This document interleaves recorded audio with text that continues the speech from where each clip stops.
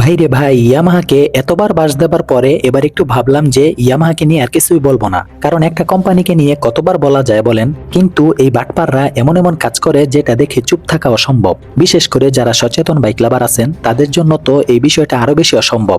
আর এইবার তারা হাইব্রিড নামে এমন একটা ধোঁকাবাজি শুরু করতে যাচ্ছে যেটা বাংলাদেশের ইতিহাসে আমাদের সাথে আর কখনোই হয় নাই। তাই এই ধামাকাদার ধোঁকাবাজি থেকে বাঁচতে হলে আজকের ভিডিওটি আপনার জন্য দেখা অতি জরুরি। কারণ আপনারা যারা হাইব্রিড বাইক মনে করতেছেন এই বাইকটাকে, আসলে তাতে হাইব্রিডের কিছুই নাই। আর যারা যারা হাইব্রিড বলে লাফাচ্ছেন তাদেরকে আজকের ভিডিওতে আমি চোখে আঙ্গুল দিয়ে দেখিয়ে দিব যে এই বাইকটা শুধুমাত্র হাইব্রিড নাম দিয়ে মার্কেটিং ছাড়া আর কিছুই করতেছে না।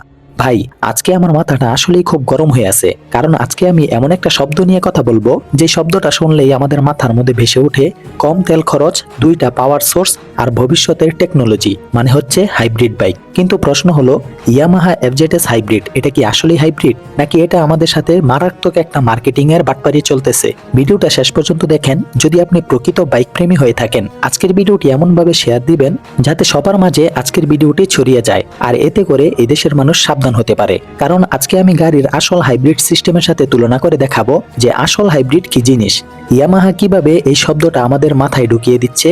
আজকের ভিডিওটা একটু লম্বা হবে, সবাই একটু ধৈর্য ধরে দেখুন, কারণ আজকের ভিডিও দেখা আমাদের দেশের মানুষের জন্য খুবই আবশ্যক। তো কোমরে গামছা বেঁধে নেমে পড়লাম আজকের ভিডিওতে। ভিডিওটি শুরু করার আগে আপনাদের সকলের কাছে আমার আবেদন থাকবে, আপনারা যদি আমার চ্যানেলে নতুন হয়ে থাকেন তাহলে অবশ্যই চ্যানেলটিকে সাবস্ক্রাইব করে আমার সাথেই থাকবেন। তো শুরু করছি আজকের মূল ভিডিওটি।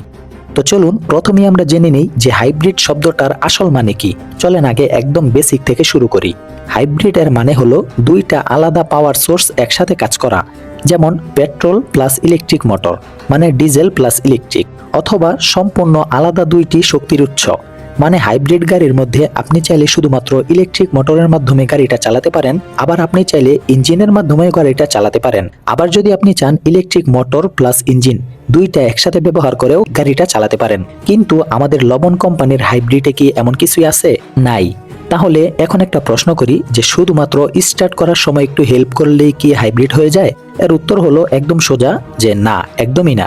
আর আপনারা জানেন যে একটা অটোরিকশাতেও কিন্তু মোটর চালাতে হলে কতগুলো ব্যাটারি লাগে, 6 থেকে 8টা ব্যাটারি একসাথে হয়ে হাই ভোল্টেজ তৈরি করে অটোরিকশাটাকে চালায়। কিন্তু লবণ কোম্পানির হাইব্রিড বাইকের মধ্যে ব্যবহার করা হয়েছে 12 ভোল্টেরই সাধারণ একটা ব্যাটারি। ভাইরে ভাই, আমাদের কেমন চুতিয়া বানাচ্ছে একটু চিন্তা করছেন? এতদিন তো লবণ বিক্রি করছে ভালো কথা, কিন্তু এবার একেবারে আয়োডিন বেশি করে দিয়ে বিক্রি করতে যাচ্ছে। তো এবার চলুন হাইব্রিড সিস্টেমটা কেমন হয় তা জেনে নেই। এজন্য আমরা আসি গাড়ির উদাহরণে। ধরেন আপনি টয়োটা প্রিয়াস অথবা হুন্ডা সিভিক হাইব্রিড এই গাড়িটি চালান। এই গাড়িগুলিতে কি আছে? পেট্রোল ইঞ্জিন আছে, শক্তিশালী ইলেকট্রিক মোটর আছে এবং বড় ব্যাটারি প্যাক আছে। এখানে কি হয়, যখন আপনি এই গাড়িটা সিটিতে অথবা ট্রাফিকে চালাবেন তখন শুধুমাত্র ইলেকট্রিকের মাধ্যমে চলবে। যখন আপনি ব্রেক করবেন তখন ব্যাটারিতে চার্জ জমবে। আবার অনেক সময় আপনি চাইলে পেট্রোল ইঞ্জিন আর ইলেকট্রিক মোটর একসাথে গাড়ি চালাতে পারবেন। আবার অনেক সময় ইঞ্জিনই বন্ধ থাকে, শুধুমাত্র মোটরে গাড়ি চালায়। মানে আগেই বললাম, হয়তো মোটরে গাড়ি চালাবে, নয়তো ইঞ্জিনে চালাবে, আবার নয়তো বা ইঞ্জিন মোটর দুটোটা মিলেই চালাবে। এটাই হচ্ছে হাইব্রিডের কাজ। গাড়িটা পেট্রোল ছাড়াও চলতে পারে। এই কথাটাই সবসময় মাথায় রাখবেন যে হাইব্রিড গাড়ি পেট্রোল ছাড়াও চলতে পারে। কিন্তু আমাদের স্বাদের ইয়ামাহা কি দিল? তাদের বাইকটা কি তেল ছাড়া চলতে পারে? সকলেই জানেন যে চলে না, কারণ সেই রকমের কোনো সিস্টেমই এখানে দেওয়া হয়নি। এখানে আলাদা কোনো মোটরই নাই যেই মোটরটা বাইকটাকে চালাবে। যেটা আছে সেটা হলো এসএমজি, মানে হচ্ছে স্মার্ট মোটর জেনারেটর, যেটা সেলফ স্টার্টের কাজ করে আর পরবর্তীতে সেটাই ইঞ্জিনকে একটু সাপোর্ট দেয়, আর কিছুই না। যেমন চলেন একটা উদাহরণ দিই। ধরেন আপনি রাস্তায় হাঁটতেছেন আর আপনার একটা বন্ধু পিছন থেকে এসে কিছুক্ষণ আপনাকে ঠেলা দিল।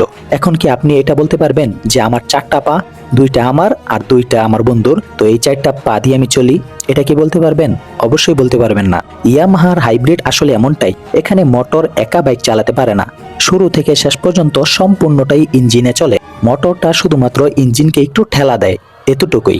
এবার আসি ইয়ামাহা এফজেডএস হাইব্রিডের নামে তারা কি বলতেছে। ইয়ামাহা বলছে যে তাদের এই বাইকের মধ্যে আপনি পাবেন hybrid technology, smart motor generator, better mileage আর ফিউচার টেক। এখন বাস্তবতা বলি, এফজেডএস হাইব্রিডে কোনো ধরনের ইলেকট্রিক মোটর নেই যেটা বাইক চালাতে পারে। যেটা আছে সেটা শুধুমাত্র সেলফ স্টার্টের কাজ করে। তার মানে এটা পরিষ্কার যে এটা হাইব্রিড বাইক না। শুধুমাত্র হাইব্রিড নামে ভাউতাবাজি চলতেছে আর কিছুই না। এই বাইক এক চুলো পেট্রোল ছাড়া চলতে পারে না। তাহলে এই বাইকের ব্যাটারি দিয়ে কি হয়? এই বাইকের ব্যাটারির কাজ হলো বাইকটা স্টার্ট করার সময় খুবই স্মুথ ভাবে স্টার্ট হয়, স্টপ এন্ড স্টার্ট সিস্টেম আছে, আর হালকা অ্যাক্সেলারেশনের মধ্যে সামান্য হেল্প করে, ব্যাস এতটুকুই। তো এটাই কি হাইব্রিড? ভাই এটা যদি হাইব্রিড হয় তাহলে আমার মোবাইলের ফ্ল্যাশ লাইটটাও হাইব্রিড, কারণ আমার মোবাইলের লাইটটা কারেন্ট চলে গেলেও জ্বলতে পারে। তো এখন কথা হলো, তাহলে ইয়ামাহা কেন হাইব্রিড নাম দিল? ইয়ামাহা কি বোকা যে সাধারণ বাইককে হাইব্রিড নাম দিয়ে চালিয়ে দিচ্ছে, নাকি আমরা বোকা যারা না বুঝেই হাইব্রিড নাম শুনে উতলা হয়ে গেছি? উত্তরটা হবে আমরা বোকা।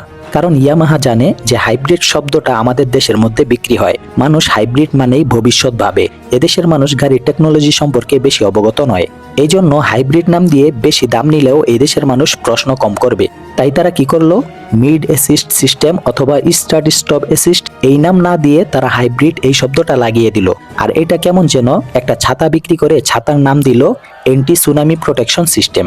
ভাই হাইব্রিড হলো একটা সম্মানের শব্দ, যেটা একটা বাইককে সাধারণ বাইক থেকে সম্পূর্ণই আলাদা করে ফেলে। হাইব্রিড গাড়িতে সাধারণ গাড়ির তুলনায় বহুগুণ বেশি মাইলেজ পাওয়া যায়, আবার মোটর আর ইঞ্জিন এই দুইটা একসাথে চালিয়ে টপ স্পিডটাও অনেক বেশি পাওয়া যায়। কিন্তু আমাদের লবণ কোম্পানির হাইব্রিডে তার সিটা ফোটাও নেই। এরপরে আবার ফিউচার টেকনোলজি এই শব্দটা দিয়ে সাধারণ বাইককে নতুন মোড়কে বিক্রি করা। এই বাইক কেনা যেই কথা, এফজেডএস ভার্সন 2 কেনা একই কথা। কারণ ইয়ামাহা তাদের এফজেডএস এর ইঞ্জিন দিয়ে পুরো একটা ফুটবল টিম বানিয়ে ফেলেছে। এফজেডএস ভার্সন 1 থেকে ভার্সন 4, এখন আবার হাইব্রিড। এছাড়া আরো অনেকগুলো বাইক আছে, সেই সবগুলো বাইকের মধ্যে তারা একই ইঞ্জিন ব্যবহার করেছে, শুধু ব্যবধান রাখছে টায়ারের মধ্যে। এরপরে সিঙ্গেল চ্যানেল এবিএস থেকে ডুয়েল চ্যানেল এবিএস অথবা নন এবিএস থেকে এবিএস, এতটুকুই তারা পার্থক্য করেছে। তাই হাইব্রিড বাইক নাম দিয়ে তারা যেটা এনেছে এটা মোটেও ইনোভেশন না, এটা মার্কেটিং চালাকি। তাই চোখ খুলে বাইক কিনুন, শব্দ দেখে না, টেকনোলজি বুঝে বাইক কিনুন, অন্ধ আবেগে না। এত ক্লিয়ার ভাবে বলার পরেও যারা না বুঝে তাদেরকে আর কিছুই বলার নেই। তো তারা যে শুধুমাত্র আমাদের সাথে নাম দিয়ে বাটপারি করতেছে এমনটাও কিন্তু না, তারা কিন্তু আমাদের সাথে দাম দিয়েও বিশাল বড় একটা বাটপারি চালাচ্ছে। আর সেটা হলো, দেখেন এই হাইব্রিড বাইকটাই কিন্তু ইন্ডিয়াতে দাম হলো মাত্র 1,35,000 রুপি, অথচ আমাদের দেশে সেটার দাম রাখছে কত, 3,50,000 টাকা। ভাই কথা হলো, আমাদের দেশের টাকার মান কি তাদের টাকার মান থেকে এতটাই কম? মানে আমাদের দেশের টাকার মান থেকে তাদের দেশের টাকার মান কি এতটাই বেশি হয়ে গেছে যে আমাদের দেশের টাকা থেকে তাদের টাকা আরো দ্বিগুণেরও বেশি? এখানেই পরিষ্কার হয়ে যায় যে আমাদের দেশে ইয়ামাহা কি পরিমাণে বাটপারি করতেছে আর সিন্ডিকেট করতেছে। তাই ভাই আমরা যদি এরপরেও সাবধান না হই আর কবে হব? আপনারা সবাই আলাদা আলাদা ভাবে ভিডিও বানিয়ে প্রতিবাদ করতে পারবেন না এটা জানি, তবে এই ভিডিওটা শেয়ার করে তো প্রতিবাদ অবশ্যই করতে পারবেন। আমি সব ভিডিওতে আপনাদেরকে শেয়ার করতে বলি না, আজকের ভিডিওতে বলবো সবাই শেয়ার করবেন। ইয়ামাহার এই মারাত্মক বাটপারি থেকে সবাইকে সচেতন করতে হবে। তো ভিডিওটি কেমন লেগেছে সকলের মতামত কমেন্টে বলে যাবেন, ভালো লাগলে লাইক করবেন আর সাবস্ক্রাইব করে আমার সাথেই থাকবেন। আজকে এখানেই বিদায় নিচ্ছি, আল্লাহ হাফেজ।